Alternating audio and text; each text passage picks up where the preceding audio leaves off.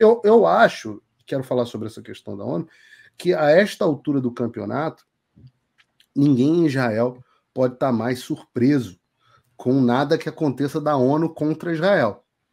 Porque são aí, no mínimo, quantas décadas que a ONU, que curiosamente, né, é numa certa forma o berço do Estado moderno de Israel, mas a ONU tem se tornado o grande algoz de Israel.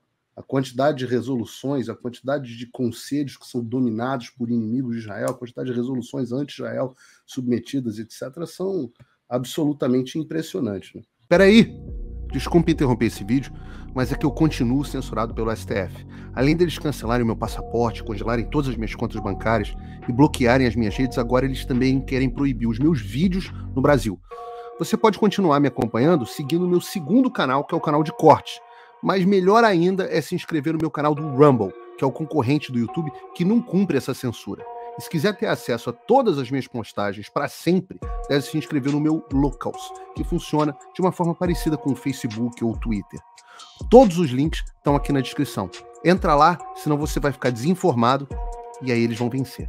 Deixa eu complementar aqui só a questão que o Gerson levanta aí. Nessa palestra que nós tivemos já no finzinho da nossa viagem, né, pessoal, com o jornalista investigativo que é especialista em doutrinação, digamos assim, mas especialista em educação palestina, ele nos trouxe números estarrecedores. Ele fazia levantamentos oficiais do que é declarado por aquele braço da ONU destinado a ajudar exclusivamente a Palestina, que assim como existe a Unicef focada em crianças, adolescentes, existe esse braço focado só em Palestina. O Brasil, pelo que nos foi dito lá por ele, entrega, né, doa todos os anos só para esse braço focado na Palestina 12 milhões de dólares, que é uma mixaria perto do que outras nações liberam. Então, no total, só essa agência da ONU aí recebe para ajudar a Palestina $1 milhão por ano, 1 milhão e 54 mil dólares por ano. Acho que 1 bilhão, né? 1 bilhão, desculpe, 1 bilhão.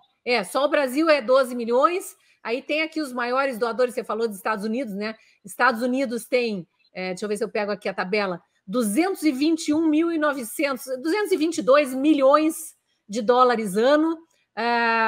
Alemanha, União Europeia, Suécia, Noruega, Japão, França, Arábia Saudita, Suíça, Turquia, Canadá, enfim, todos os países aqui, todas as grandes economias do mundo, a Austrália é igual ao Brasil, 12 milhões por ano. Então, uma quantidade absurda e ninguém controla onde esse dinheiro é usado. É por isso que o Gerson fala, é o nosso dinheiro do pagador de impostos do Brasil, não só indo para ditadores amigos do Lula, mas também para esses braços humanitários, entre aspas, de agências da ONU, por exemplo, que deveriam ser usados, né? Dinheiro que deveria ser usado, claro, para construir hospitais, para gerar empregos, para construir escolas, para formar professores, mas não. É para comprar arma, é para construir túnel, é para doutrinar a criança, ensinar a criança a atirar e a atirar contra pessoas que elas odeiam, porque desde pequena elas são ensinadas, aí só um detalhezinho, né?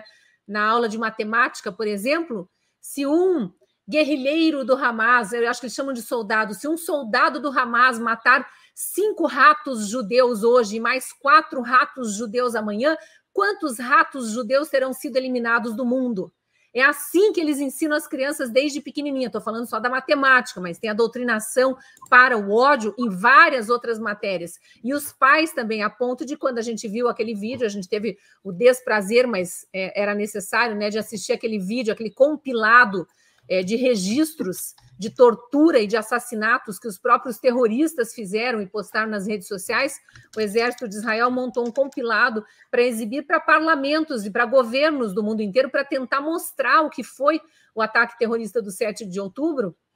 Quando a gente vê aquilo, a gente vê alguns corpos de israelenses mortos sendo levados para Gaza e jogados no chão para que a população pisasse em cima, cuspisse, chutasse, até destroçar aqueles cadáveres que já estavam completamente ensanguentados. Então, quando a gente vê esse ódio dominante na população, é óbvio que isso vem de décadas de doutrinação, mas tudo isso custa dinheiro. E quem que está fomentando isso? O mundo inteiro, essa massa idiotizada que acha que está fazendo o bem, aplaudindo a ONU, que está lá fazendo esse tipo de trabalho. Então, é tudo, de novo, é tudo muito triste, para dizer o mínimo, porque a gente fica sem palavras até, né? Não sei se o Pitoli quer acrescentar alguma coisa, mas a gente fica sem palavras para descrever as atrocidades que a gente vê quando a gente tem contato com essa realidade. Só quero dar um número aqui, se vocês me permitirem, não só para ilustrar o que vocês estão falando, tá? Eu pesquisei aqui, no ano de 2022, portanto, ainda na gestão do Bolsonaro, eu não achei os números ainda para 2023, mas o Brasil destinou 2,3 bilhões para ações humanitárias e agências da ONU. 1,7 bilhão para ações humanitárias no exterior e 600 milhões só para as agências da ONU. Ainda achei aqui para a Unicef 100 milhões, para a OMS 100 milhões, e por aí vai. E quando você vai olhar o número dos Estados Unidos, aí é uma brincadeira, né? 48 bilhões de dólares para programas da ONU. Então... o que esse professor falava, Paulo, que eu achei interessante, não é que ele não tinha nada contra a esse aporte para as agências da ONU. O que ele reclamava, e há anos ele reclama, é que você não faz um acompanhamento curricular do material que, teoricamente, está sendo empenhado. Para você ter uma ideia, nós vimos imagens dos summer camps, do colônia de férias, como a gente chama no Brasil, né? As colônias de férias, Paulo, das crianças e adolescentes ali da faixa de Gaza, vem gente de vários locais do país, inclusive da área da Cisjordânia, e fazem essas colônias de férias e a simulação de ataques terroristas. As crianças, elas vão armadas, elas atiram, elas entram em operações que o objetivo é matar judeus. Eles colocam nas crianças a ideia de que é do rio ao mar, ou seja, tem que expulsar, eliminar os judeus de todo o território ali de Israel. Então, é uma situação complexa, porque nós temos praticamente 1/4 da população de Israel são cidadãos árabes, com todos os direitos. E, no entanto, dentro desse local, tanto do Hamas ali na faixa de Gaza, quanto o Fatah ali na área da Cisjordânia, e até o Hamas também na Cisjordânia, nós percebemos que há um esforço de doutrinar as crianças para odiarem os judeus e não buscar uma solução de 2 estados ou uma solução pacífica. Então, essa história ou essa posição que o governo brasileiro tem, e a maioria dos países do mundo, dos 2 estados coexistirem, do ponto de vista do Hamas especificamente, é impossível, porque eles doutrinam as crianças a não aceitar essa solução. E tem, Paulo, uma questão que as informações que chegam e são divulgadas vêm do Ministério da Saúde de Gaza, né? Sim. Ao lado da ONU, quem divulga as informações do número de mortes é o Ministério da Saúde de Gaza, com qual credibilidade, entretanto, divulgados os números por veículos de comunicação mundo afora. E também a gente teve agora o pronunciamento do Papa Francisco no Natal, né, pedindo atenção ao povo de Gaza, ao povo palestino, não olhando de fato para o que aconteceu em Israel, ou tentando entender a reação do povo judeu diante do ataque do 7 de outubro. Então, essa guerra que a gente foi tentar combater lá através dessas narrativas que estão sendo divulgadas, parte de fontes de informação como o Ministério da Saúde de Gaza, né? Essa é a parte cruel, né, do negócio, porque eles estão desinformando como tem, vamos dizer, como é chancelado pela ONU, aí eles acham, que eu digo os esquerdistas pelo mundo, os adoradores de ditador e de terrorista, eles acham que estão divulgando uma estatística confiável. Aí tem aqueles números absurdos de que Israel já matou 20 mil civis, sendo 8 mil crianças, nem é crível, né, essa proporção na população, mas eles acham que é assim. Aquela história de que Israel tinha atacado um hospital e que teriam sido mortas 1.500 pessoas de dentro do hospital, ainda está reverberando aqui no Brasil, e isso foi desmentido pela própria mídia militante, que reconheceu seu erro de não ter checado a fonte, de não ter apurado direito e de ter espalhado fake news. Tinha sido um míssil do Hezbollah que atingiu um estacionamento de um hospital, né, fogo amigo, né, por erro, e não foi aquela quantidade de pessoas mortas, foram parece que 50 mortos, obviamente que não tinha 1.500 crianças, o próprio Lula espalhou essa mentira, mas aí não tem agência de checagem, né, aí não tem Sleeping Giants difamando, Choquei difamando, aí não tem os militantes, as milícias digitais do Janones, ninguém para corrigir o erro, e isso continua reverberando. Eu estava em Israel e ainda tinha hater vindo me abordar, dizendo o que eu estava fazendo lá, se eu não estava ouvindo os pais das 1.500 crianças de Gaza mortas de forma cruel pelos soldados de Israel. Essa reportagem a qual você se referiu, Cris, ela foi originalmente noticiada, como eu estava dizendo, pelo The New York Times. Então, não é que eles depois fizeram meia-culpa porque ficou uma coisa muito feia, mas existe todo um ecossistema que se reforça.